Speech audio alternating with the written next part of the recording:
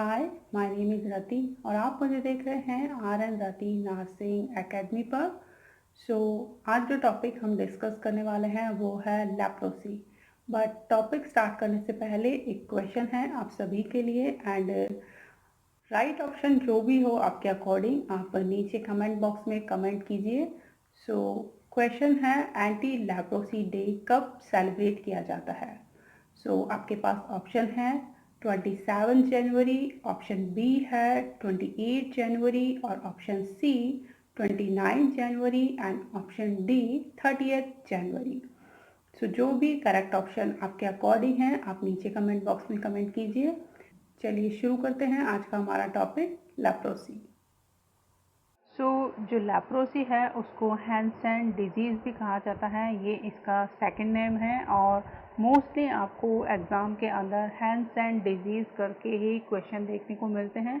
तो आपको इसको नोट डाउन कर लेना है गाइस कि जो लेप्रोसी है उसको हैंसेन डिजीज़ भी कहा जाता है।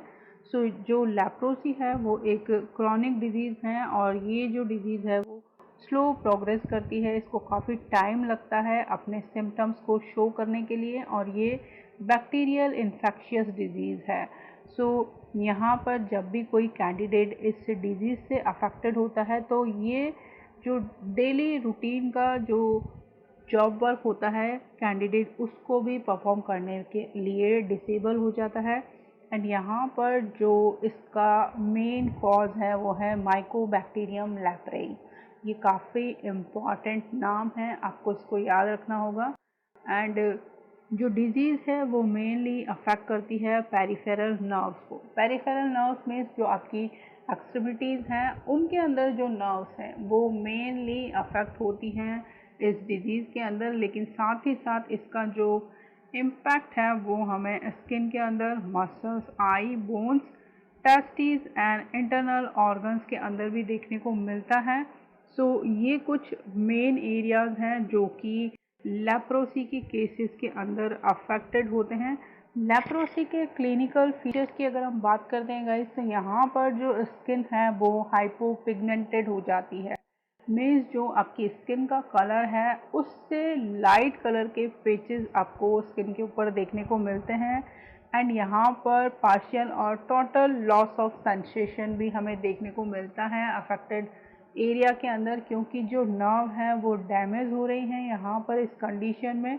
उस नर्व के डैमेज होने की वजह से जो एरिया अफेक्ट हो रहा है उसके अंदर हमें सुन्नपन देखने को मिलता है एंड जो नर्व्स हैं वो थिक हो जाती हैं इस केस के अंदर।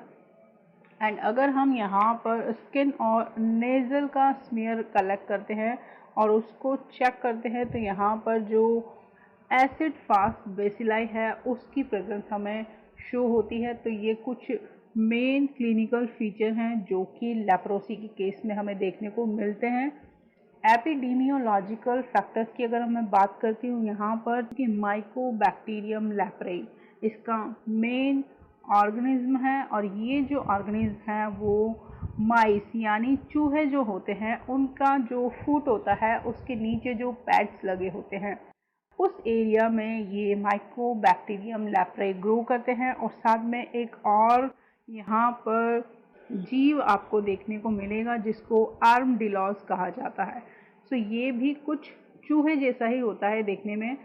सोर्स ऑफ इन्फेक्शन की अगर हम बात करें तो मल्टी बेसिलरी जो केसेस होते हैं, मल्टी बेसिलरी को हम आगे और अच्छे से डिफाइन करेंगे ताकि आपको पता चल जाए कि मल्टी बेसिलरी जो केसेस होते हैं वो कौन से केसेस होते हैं। इसमें जो मल्टी बेसिलरी केसेस होते हैं वो सबसे ज़्यादा इन्फेक्शियस केसेस होते हैं, हाईली ये इन्फेक्शियस होते हैं। एंड इन्फेक्टिव मटेरियल लाइक यहाँ पर नोज़ एंड थ्रोट से जो निकले हुए सिक्रीशंस हैं ये सबसे ज़्यादा इन्फेक्टिव होते हैं। एंड स्किन से अगर कोई डिस्चार्ज हो रहा है और जो आर्टिकल्स हैं वो इनके कॉन्टेक्ट में आ रहे हैं तो ये जो इन्फेक्टिव मटेरियल है ये भी एक सोर्स हो सकते हैं इन्फेक्शन को आगे फॉरवर्ड करने के लिए। एंड एज की अगर हम यहाँ पर बात करें तो ये जो इन्फेक्शन है वो किसी भी एज में हो सकता है, लेकिन जो एंडेमिक एरियाज़ हैं वहाँ पर ये जो डिजीज़ है वो मोस्टली चाइल्डहुड के अंदर आपको देखने को मिलेगी। एंड डिजीज़ के जो साइन हैं वो अपीयर होने के लिए काफ़ी टाइम लगा देते हैं, तो इसलिए इसका जो इंक्यूबेशन पीरियड है वो काफ़ी लंबा आपको देखने को मिलेगा। एंड मेनली ये जो डिजीज़ है वो मैन को अटैक करती है, तो यहाँ पर जो केसेस हैं वो मैन के अंदर ज़्यादा देखने को मिलेंगे आपको। और सोशल फैक्टर की अगर हम बात करें गाइस यहाँ पर, तो पॉवर्टी हो गया या फिर illiteracy, over crowding, poor hygiene and genetic factors, ये कुछ सोशल फैक्टर्स हैं जिनकी वजह से भी जो लेप्रोसी की केसेस हैं वो देखने को मिलते हैं हमें। एंड अगर मोड ऑफ ट्रांसमिशन के इसकी मैं बात करूं तो यहाँ पर दो तरीके से ये जो डिजीज़ है वो ट्रांसमिट हो सकती है। फर्स्ट है कॉन्टैक्ट ट्रांसमिशन, मीन्स अगर कोई भी इन्फेक्शियस पर्सन है तो वो अगर किसी अनइन्फेक्शियस पर्सन के कांटेक्ट में आता है तो इस वजह से ये जो डिजीज़ है वो ट्रांसमिट हो सकती है। या फिर ड्रॉपलेट इन्फेक्शंस हैं, लाइक अगर जो इन्फेक्शियस पर्सन है उसने अगर स्नीज किया है, कफिंग की है, तो यहाँ पर ये जो ड्रॉपलेट्स हैं वो ट्रांसमिट हो सकते हैं और उसकी वजह से जो डिजीज़ है वो भी यहाँ पर ट्रांसमिट हो जाएगी। एंड इंक्यूबेशन पीरियड की अगर हम इसके बात करें गाइस, तो ये 2 से लेकर 5 साल का पीरियड होता है, तब यहाँ पर आपको इसके सिम्टम्स अपीयर होना शुरू होते हैं। तो ये काफ़ी लंबा पीरियड है और जैसे कि हमने शुरुआत में ही कहा कि ये जो डिज़ीज़ है वो स्लो प्रोग्रेसिव डिज़ीज़ है, तो उसी से हमको आइडेंटिफाई कर लेना है कि यहाँ पर जो इंक्यूबेशन पीरियड है लेप्रोसी का वो 2 से 5 साल का पीरियड है। सो ये इसके एपिडेमियोलॉजिकल फैक्टर्स हैं। सो लेप्रोसी का जो क्लासिफिकेशन है यहाँ पे आपको इंडियन क्लासिफिकेशन भी देखने को मिलेगा इस डिजीज़ के अंदर, जो कि हिंद कुष्ठ निवारण संघ की ओर से दिया गया है। सो इसके अंदर मेन जो टाइप है वो है indeterminate type, tuberculoid type and borderline type और लेप्रोमेटस टाइप, और लास्ट है प्योर न्यूराइटिक टाइप। सो जो इनडिटर्मिनेट टाइप है उसके अंदर कुछ फीचर्स हैं, लाइक इनके अंदर जो नोड्यूल्स हैं उनका कितना नंबर होगा। सो फर्स्ट जो इनडिटर्मिनेट टाइप है उसके अंदर नंबर अगर हम देखते हैं तो कुछ नंबर ही हमें यहाँ पर देखने को मिलेंगे, और कुछ से लेकर इतने हो सकते हैं कि इनको हम काउंट कर सकते हैं, ऐसा नहीं है कि इनको हम काउंट नहीं कर पाए। एंड अगर साइज़ की इसमें हम बात करते हैं तो ये 1 सेंटीमीटर से लेकर 5 सेंटीमीटर तक हो सकते हैं और कुछ इससे बड़े भी हो सकते हैं। एंड कलर जो इसमें हमें स्किन का देखने को मिलेगा वो हाइपो पिगमेंटेड होगा। एंड ये जो लीजन्स हैं वो एरिथमेटस होंगे। सो हाइपोपिगमेंटेड मीन्स यहाँ पर जो स्किन का कलर है वो नॉर्मल स्किन से लाइट हो जाएगा इस इनडिटर्मिनेट टाइप जो लेप्रोसी है उसके अंदर। और सरफेस जो होगा यहाँ पर वो लेस स्मूथ होगा, नॉर्मल जो स्किन होती है उससे कम स्मूथ होगी इसकी जो सरफेस है। एंड सेंसरी लॉस की अगर हम बात करते हैं यहाँ पर, तो जो सेंसेशन है उसके अंदर हमें इम्पेयरमेंट देखने को मिलेगी इस तरह की जो लेप्रोसी है उसके अंदर, और जो पेन है वो भी यहाँ पर हमें देखने को मिलेगा। एंड जो नर्व की थिकनिंग है जो कि इसका एक इम्पॉर्टेंट फीचर है वो यहाँ पर नील होगा। सो नर्व की थिकनिंग यहाँ पर एब्सेंस है, तो कुछ इस तरीके के जो फीचर्स हैं वो हमें इनडिटर्मिनेट टाइप की जो लेप्रोसी है उसके अंदर देखने को मिलते हैं। और जो दूसरी है ट्यूबरक्युलॉइड टाइप। सो ट्यूबरक्लॉइड में अगर हम नंबर्स की बात करते हैं तो यहाँ पर सिंगल भी हो सकते हैं ये जो नोड्यूल्स हैं, और इससे और भी ज़्यादा हो सकते हैं, लेकिन न्यूमरस नहीं होंगे, मीन्स हम इनको काउंट ना कर सकें उस कंडीशन में नहीं होंगे। और साइज़ यहाँ पर होगा 0.64 सेंटीमीटर से लेकर 0.3 मीटर्स तक। और जो कलर होगा इन लीजन्स का वो हाइपोपिगमेंटेड होगा, जैसा कि इनडिटर्मिनेंट में हमने देखा है। और साथ में एरिथमेटस भी होंगे ये लीजन्स, लेकिन जो हाइपर पिगमेंटेड एरियाज हैं वो यहाँ पर रेयरली देखने को मिलेंगे। किसी केस में हमें देखने को मिल सकते हैं, लेकिन मोस्टली आपको ये जो स्किन लीजन्स हैं वो हाइपोपिगमेंटेड ही मिलेंगे। मीन्स जो नेचुरल कलर है उससे लाइट कलर के ये लीजन्स देखने को मिलेंगे। एंड सरफेस यहाँ पर ड्राई, रफ और कुछ हेयर लॉस भी देखने को मिल सकता है इस कंडीशन के अंदर। एंड सेंसरी लॉस की अगर हम बात करते हैं, ट्यूबरक्लोइड जो लेप्रोसी है उसके अंदर, तो यहाँ पर एनेस्थीसिया की जो कंडीशन है वो डेवलप हो जाती है। मीन्स जो सेंसेशन है वो यहाँ पर फील नहीं होंगे। एंड जो बॉर्डर लाइन लेप्रोसी है उसके अंदर अगर हम नंबर की बात करते हैं, तो यहाँ पर मल्टीपल नंबर में हमें जो लीजन्स हैं वो देखने को मिलते हैं। और इनका जो साइज़ है वो एक ऑल पिन का जो हेड होता है उससे लेकर 5 सेंटीमीटर्स तक हो सकता है। एंड यहाँ पर ये जो लीजन्स हैं वो एरिथमेटस होंगे। मीन्स इनके ऊपर स्वेलिंग होगी, फूले हुए होंगे। एंड जो सरफेस है वो ड्राई एंड रफ हो सकता है या फिर स्मूथ एंड शाइनी हो सकता है अकॉर्डिंग टू लीजन।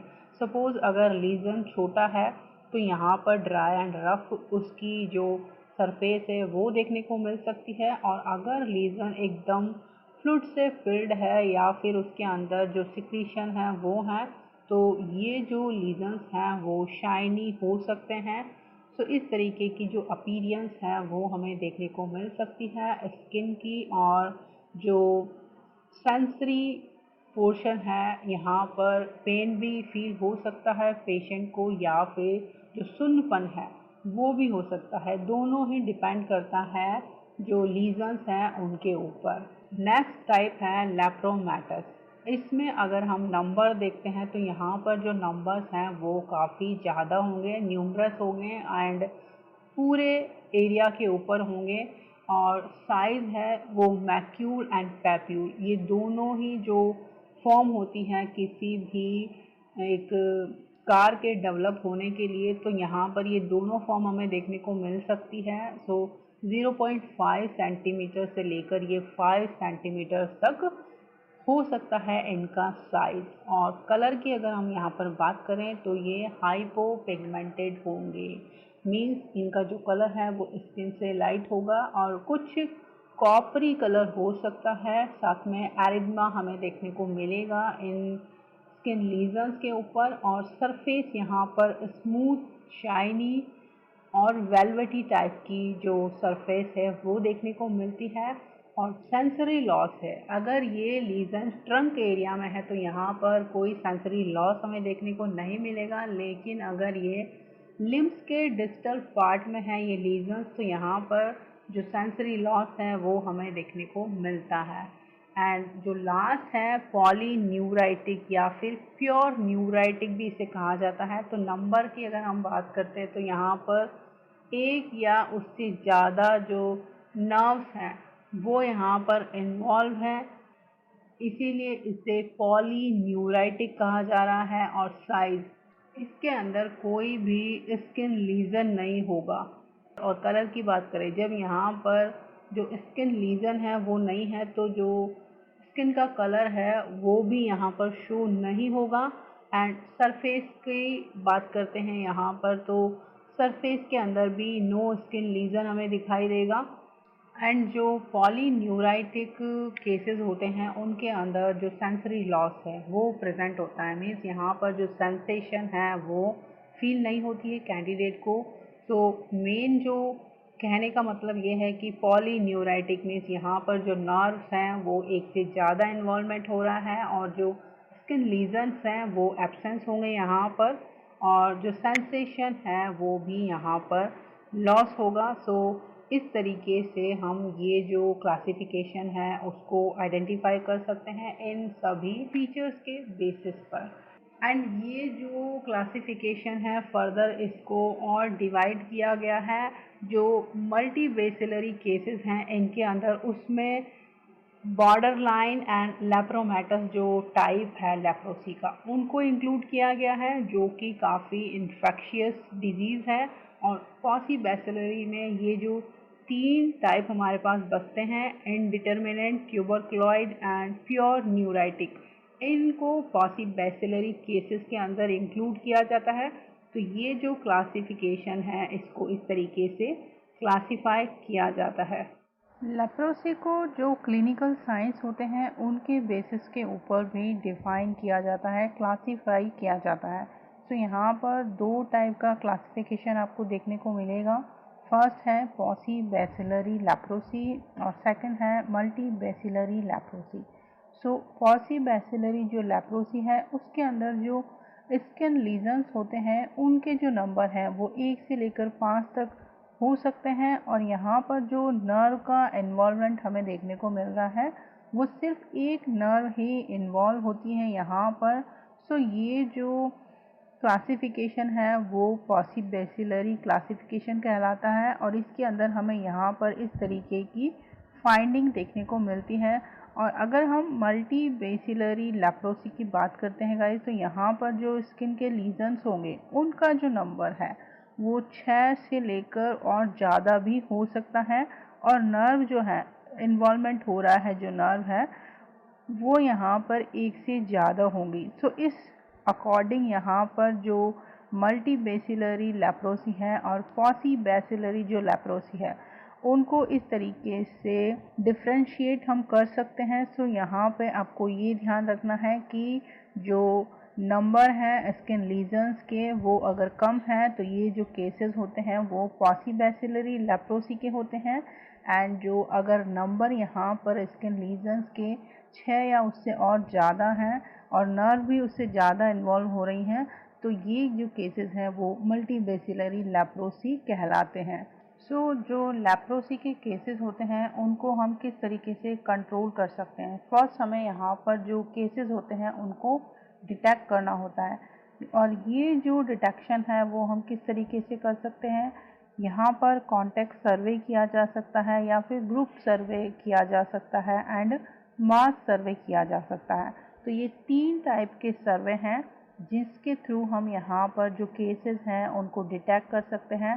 देन उसके बाद यहाँ पर कीमोथेरेपी दी जाती है पेशेंट को उनकी जो लेप्रोसी है उसके अकॉर्डिंग। अगर ये केस अडल्ट मल्टीबैसिलरी लेप्रोसी का केस है तो यहाँ पर जो ड्रग होंगी वो 3 ड्रग का कॉम्बिनेशन होता है यहाँ पर, इसीलिए इसको मल्टी ड्रग थेरेपी कहा जाता है। सो इसके अंदर रिफाम्पिसिन, डैप्सोन एंड क्लोफाजेमिन को दिया जाता है। तो ये 3 ड्रग का कॉम्बिनेशन है, एंड यहाँ पर अगर हम ये अडल्ट के लिए यूज़ कर रहे हैं और ये केस मल्टीबैसिलरी लेप्रोसी का है तो रिफाम्पिसिन है वो 600 mg दी जाती है। ये महीने में एक बार दी जाएगी और ये अंडर सुपरविज़न दी जाएगी। और उसके बाद जो डैप्सोन है वो 100 mg डेली का डोज है इसका, और ये जो ड्रग है वो पेशेंट खुद से लेगा इस ड्रग को। एंड जो थर्ड ड्रग है क्लोफाजेमिन वो 300 mg once in a month under supervision दी जाती है, और उसके बाद इसका जो डोज है वो 50 mg डेली का डोज है जो कि पेशेंट खुद से लेता है। और अगर यहाँ पर क्लोफाजेमिन से पेशेंट को प्रॉब्लम है तो यहाँ पर एथियोनामाइड और प्रोटियोनामाइड 250 mg से लेकर 375 mg तक दिया जा सकता है उन केसेस में जहाँ पर क्लोफाजेमिन से पेशेंट को प्रॉब्लम हो रही है। और अगर ये ही केसेस पॉसिबैसिलरी लेप्रोसी के हैं, अडल्ट के हैं, सो यहाँ पर जो ड्रग हम देंगे वो है रिफाम्पिसिन 600 mg, और महीने में एक बार देनी है 6 मंथ्स के लिए। और ये जो रिफाम्पिसिन है वो अंडर सुपरविज़न दी जाती है। और उसके बाद जो डैप्सोन है 100 mg ये 6 मंथ के लिए कंटिन्यू की जाएगी, और इसको डेली पेशेंट लेता है, सेल्फ एडमिनिस्टर करता है। तो यहाँ पर ये 2 ड्रग हैं जो कि अडल्ट पॉसिबैसिलरी लेप्रोसी के जो केसेस होते हैं उनके लिए काम में ली जाती है। एंड अगर ये केसेस चिल्ड्रन के हैं जो कि 10 से लेकर 14 साल के बच्चे हैं, और उनमें भी मल्टीबैसिलरी लेप्रोसी के केसेस अलग होते हैं और पॉसिबैसिलरी लेप्रोसी के केसेस अलग होते हैं। तो अगर ये केस मल्टीबैसिलरी लेप्रोसी का है तो यहाँ पर भी तीनों ड्रग का कॉम्बिनेशन दिया जाता है, लेकिन इनकी जो डोजेज है वो अब कम हो जाती हैं क्योंकि ये एज ग्रुप है वो छोटा है, छोटे बच्चों के लिए है। तो यहाँ पर ये जो रिफाम्पिसिन का डोज हम देंगे वो 460 mg होगा। वंस इन अ मंथ यहाँ पर 460 mg दिया जाएगा और वो भी सुपरविजन में दिया जाएगा। देन उसके बाद यहाँ पर जो डेप्सोन है वो 50 mg दिया जाता है, जो कि कैंडिडेट खुद से एडमिनिस्टर करेगा। एंड उसके बाद क्लोफाजेमिन जो है वो 150 mg once in a month दिया जाएगा अंडर सुपरविजन। एंड उसके बाद 50 mg एवरी अदर डे लेना होता है। यहाँ पर जो मल्टीबेसिलरी लेप्रोसी के केसेस हैं जो कि चिल्ड्रन के हैं 10 to 14 ईयर्स के जो बच्चे हैं उनके लिए ये डोजेस रेकमेंड की गई हैं। और अगर यहाँ पर ये केस पॉलीबैसिलरी लेप्रोसी का है तो यहाँ पर rifampicin 450 mg once in a month ये भी अंडर सुपरविजन दी जाएगी। एंड उसके बाद डेप्सोन 50 mg डेली पेशेंट खुद से एडमिनिस्टर करेगा।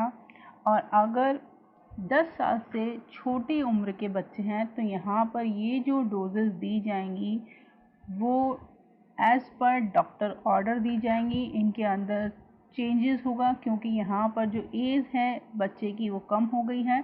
सो इस तरीके से ये जो ट्रीटमेंट है उसको कैटेगराइज किया गया है। सो ये जो ट्रीटमेंट था अभी तक आपने ब्लिस्टर पैक के थ्रू इसको नहीं समझा है तो यहाँ पर ये ब्लिस्टर पैक्स हैं जो कि मल्टी ड्रग थेरेपी के लिए काम में लिए जाते हैं लेप्रोसी के केसेस में। तो आपको यहाँ पर इन ब्लिस्टर पैक्स का पता होना भी ज़रूरी है। तो यहाँ पर ये देखिए कि ये जो फर्स्ट ग्रीन वाला पैक है ये है पॉलीबैसिलरी अडल्ट के केसेस के लिए। तो यहाँ पर ये जो आप ऊपर साइड में ड्रग देख रहे हैं, यहाँ 3 ड्रग हैं, फर्स्ट ऊपर में और उसके बाद नीचे ड्रग का सीरीज बनी हुई है। तो ऊपर की जो फर्स्ट ड्रग है वो वंस अ मंथ देनी है, डे 1 पर देनी है और उसमें 2 कैप्सूल आपको दिखाई दे रहे हैं। ये रिफाम्पिसिन के हैं 300 × 2 यानी हो गया 600 mg जो हमने पहले ही डिस्कस किया हुआ है। और जो बीच में एक टैबलेट है वो है डेप्सोन की, ये 100 mg का है। ये दोनों ही ड्रग आपको डे 1 पर देनी है और महीने में एक बार ही देनी है जो कि पॉलीबैसिलरी अडल्ट के केसेस हैं। देन उसके बाद जो नीचे वाली रो है उससे स्टार्ट हो जाएगी यहाँ पर ये ड्रग, ये सेकेंड डे पर आपको स्टार्ट करना है और उसके बाद 28 डेज तक ये कंप्लीट करना है। सो यहाँ पर ये जो ड्रग्स हैं वो एक टैबलेट है डेप्सोन की जो कि 100 mg की है। तो यहाँ पर ये 6 ब्लिस्टर पैक होगा, फुल कोर्स यहाँ पर दिया जाएगा पॉलीबैसिलरी अडल्ट के जो केसेस हैं उनके लिए। और आपको ये जो कलर है ग्रीन कलर ये भी याद रखना है कि ये जो कलर है वो रिलेट करता है अडल्ट के केसेस जो कि पॉलीबैसिलरी लेप्रोसी की केसेस हैं। वहीं अडल्ट में हम बात करते हैं मल्टीबैसिलरी जो केसेस हैं लेप्रोसी के, तो यहाँ पर ये पिंक कलर का आपको ब्लिस्टर पैक दिखाई दे रहा है। सो यहाँ भी ऊपर देखिए आपको कितना ड्रग दिखाई दे रहा है जो कि महीने में आपको एक बार लेना है। तो ये 6 ड्रग हैं जो कि आपको महीने में एक बार लेना है और अंडर सुपरविजन लेना है।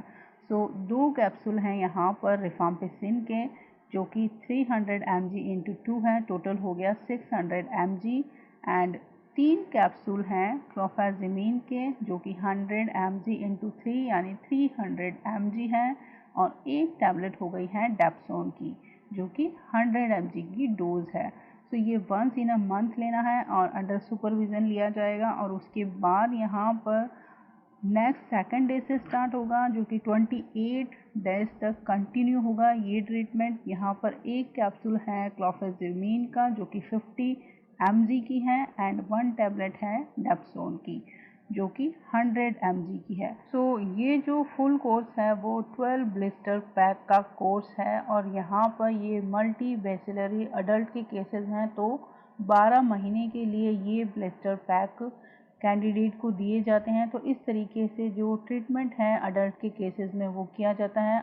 और वही अगर ये जो केसेस हैं वो पॉसिबैसिलरी चाइल्ड के केसेस हैं जो कि 10 to 14 ईयर्स का ग्रुप है, तो ये जो ब्लू पैक आप देख रहे हैं ये ब्लिस्टर पैक है। इसके कलर को नोट डाउन कर लीजिए। एंड ऊपर जो 3 ड्रग हैं वो वंस इन अ मंथ देनी है, अंडर सुपरविज़न दी जाएगी, डे 1 पर दी जाएगी। सो इसमें 2 कैप्सूल हैं रिफाम्पिसिन के और इनकी डोज है 300 mg प्लस 150 mg। जैसा कि हमने पहले ही डिस्कस किया था कि यहाँ पर बच्चों को 450 mg की डोज दी जाती है रिफाम्पिसिन की। तो ये टोटल 450 mg है। रिफाम्पिसिन के 2 कैप्सूल्स हैं एंड एक जो टैबलेट है वो डेप्सोन की है जो कि 50 mg की है। देन उसके बाद ये जो नीचे वाली सीरीज़ है इन ड्रग्स की, डे 2 पे उसको स्टार्ट करना है और ये एक टैबलेट ली जाएगी डेप्सोन की 50 mg की। तो ये जो फुल कोर्स है उसके लिए 6 ब्लिस्टर पैक यूज़ होंगे और ये पॉसिबैसिलरी चाइल्ड का केस है। तो यहाँ पर ये जो ट्रीटमेंट है वो 6 मंथ तक कंटिन्यू किया जाता है। तो यहाँ पर आपको ये भी ध्यान रखना है कि अगर केस पॉसिबैसिलरी का है तो ये 6 मंथ तक कंटिन्यू किया जाता है और अगर मल्टी बेसिलरी है तो ये 12 मंथ्स के लिए ये ड्रग का ट्रीटमेंट दिया जाता है। और अगर ये जो केसेस हैं वो जो बच्चे 10 साल से कम उम्र की हैं तो उनके लिए इन डोजेस को उनके बॉडी वेट के अकॉर्डिंग एडजस्ट किया जाता है। नेक्स्ट देखिए, ये जो केस है जो कि मल्टी बेसिलरी चाइल्ड लेप्रोसी का केस है जो कि 10 to 14 ईयर्स का एज ग्रुप है। तो यहाँ पर ये स्ट्रिप आप देख रहे हैं जो कि कुछ येलो या फिर गोल्डन कलर है। तो यहाँ पर जो ऊपर वाला सेक्शन है उसको हम एडमिनिस्टर करेंगे वंस अ मंथ डे 1 पर। तो यहाँ पर 2 कैप्सूल है रिफाम्पिसिन के 300 mg प्लस 150 mg। सो हो गया टोटल 450 mg। बच्चों के केस में हम ये ही यूज़ कर रहे हैं डोज को। सो यहाँ पर 450 mg 2 कैप्सूल रिफाम्पिसिन है एंड 3 कैप्सूल क्लोफाजेमिन के हैं, 150 mg का है टोटल। एंड जो एक टैबलेट है डेप्सोन की है 50 mg की। ये अंडर सुपरविज़न दिया जाएगा वंस इन अ मंथ और डे 1 पर दिया जाएगा। देन उसके बाद जो नीचे वाला सेक्शन है उसको स्टार्ट किया जाता है डे 2 से लेकर 28 डेज तक कंटिन्यू करना है। सो यहाँ पर एक कैप्सूल है क्लोफाजेमिन का जो कि एवरी अदर डे पर लेना है एंड 50 mg का ये कैप्सूल है और दूसरी जो टैबलेट है वो 50 mg की डेप्सोन है। सो इस तरीके से ये जो पूरा कोर्स है वो 12 ब्लिस्टर पैक का पूरा कोर्स होगा जो कि 12 मंथ तक हमें कंटिन्यू करना है क्योंकि ये मल्टी बेसिलरी लेप्रोसी का केस है। और ये ही केस अगर जो बच्चे 10 साल से कम उम्र के हैं तो उनको उनके बॉडी वेट के अकॉर्डिंग ये जो ड्रग्स हैं उनके अंदर चेंजेस करके दिया जाएगा। तो यहाँ पर ये जो मल्टी ड्रग थेरेपी है उसको हम इस तरीके से, चाहे अडल्ट हो, बच्चे हों या फिर और भी यंगर चाइल्ड हो, उसके अकॉर्डिंग इस तरीके से ट्रीटमेंट को देते हैं लेप्रोसी के केसेस के लिए। एंड ये जो ड्यूरेशन ऑफ ट्रीटमेंट है, जैसा कि मैंने आपको बताया कि मल्टी बेसिलरी लेप्रोसी का केस है तो ये 12 मंथ तक जो ड्रग्स हैं उनको कंटिन्यू करना पड़ेगा एंड जो पॉसिबैसिलरी लेप्रोसी हैं उनको 6 मंथ तक कंटिन्यू करना पड़ेगा। एंड मल्टी बेसिलरी जो केसेस होते हैं उनको अंडर ऑब्जर्वेशन रखा जाता है एनुअल एग्जामिनेशन के लिए for 5 years after completion of therapy. और अगर ये केस पॉसिबैसिलरी का है तो यहाँ पर इनको ऑब्जर्वेशन में रखा जाएगा 2 साल के लिए after completion of the course. So ये आपको ध्यान रखना है कि जो केसेस हैं उनका फॉलो अप बहुत ही ज़रूरी होता है लेप्रोसी के केस में।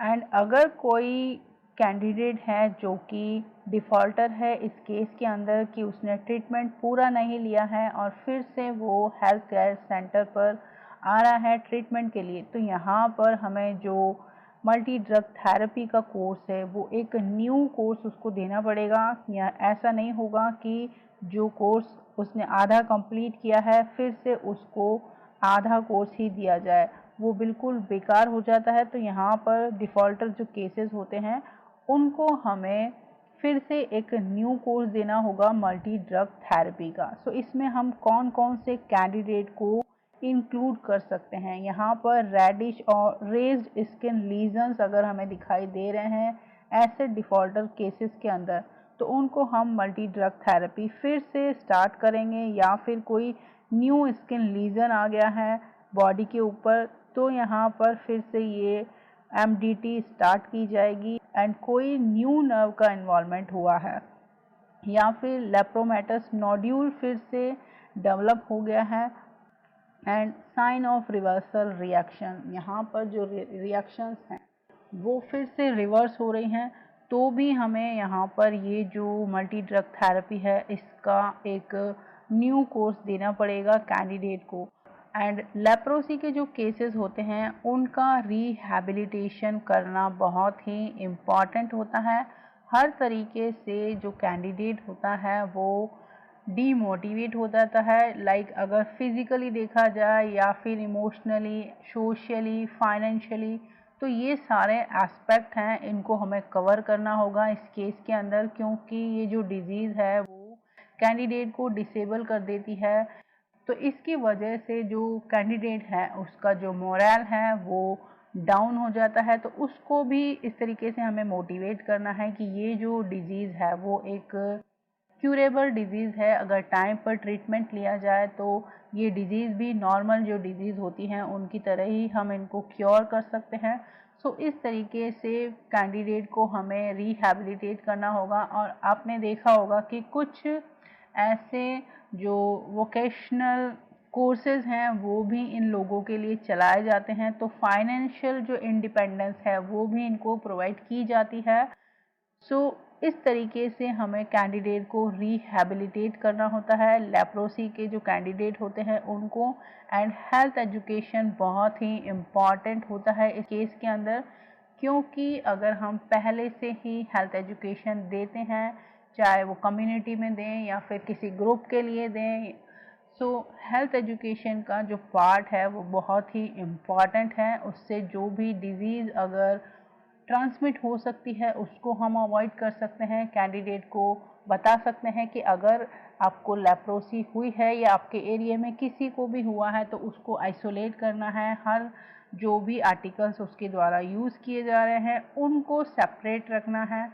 एंड अगर लेप्रोसी डेवलप हो गई है यहाँ पर तो ट्रीटमेंट को कंप्लीट करना है, पूरा लेना है, बीच में कोई भी केस को छोड़ना नहीं है यहाँ पर। और उसके बाद जो फॉलो अप है जो कि मल्टीबैसिलरी केसेस में 5 इयर्स तक यहाँ पर कैंडिडेट को ऑब्जर्व किया जाता है और पॉलीबैसिलरी में 2 साल तक। तो ये जो हेल्थ एजुकेशन है वो हमें यहाँ पर प्रोवाइड करनी चाहिए लेप्रोसी के केस के अंदर। ये टॉपिक हमारा यहाँ पे कंप्लीट होता है। इससे रिलेटेड आपकी कोई भी क्वेरी है, कोई डाउट है आपको, तो नीचे कमेंट बॉक्स में आप कमेंट करके पूछ सकते हैं। And thank you for joining me and I will be back with a new lesson. Till then take care and keep studying.